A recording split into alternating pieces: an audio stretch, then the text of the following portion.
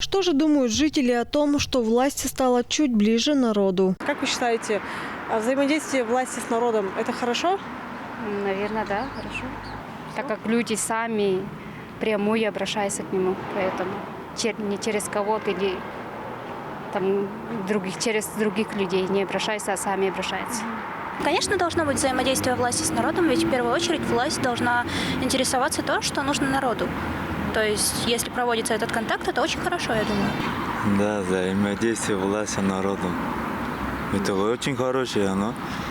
Как вы считаете, как часто должны происходить именно вот такие вот прямые разговоры? Ну, как проблемы будут, надо, конечно, в срочном порядке решать проблемы к лучшему. Ну, конечно, хорошо. Власть вообще, в принципе, должна быть с народом, должна взаимодействовать с народом. Она и работает для народа. И самое главное, это социально-экономические вопросы нашей республики. Не только в нашей, но вообще, думаю, это острые вопросы должны решаться. Прежде всего, должно быть соприкосновение с народом не через какие-то инстанции, а просто вот самим конкретным человеком. Тогда будет действенное вот такое взаимоотношение, понимание. Человек все равно важнее, чем какие-то бумаги.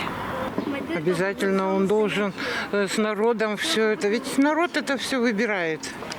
С народом должно быть все это согласовано, как же вы хотели, да.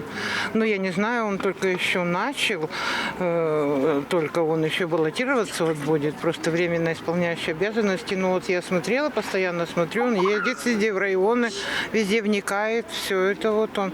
Посмотрим дальше, как будет дело. Как считает большинство респондентов, прямой формат разговора очень важен и актуален. Власть должна быть открытой и доступной. Практика прямых разговоров продолжится. Это реальная возможность напрямую обратиться к врию главы Тувы Владиславу Хавалыгу. Инна Кларян, Чайхан Дангак, Азамат Ачур, Тува 24.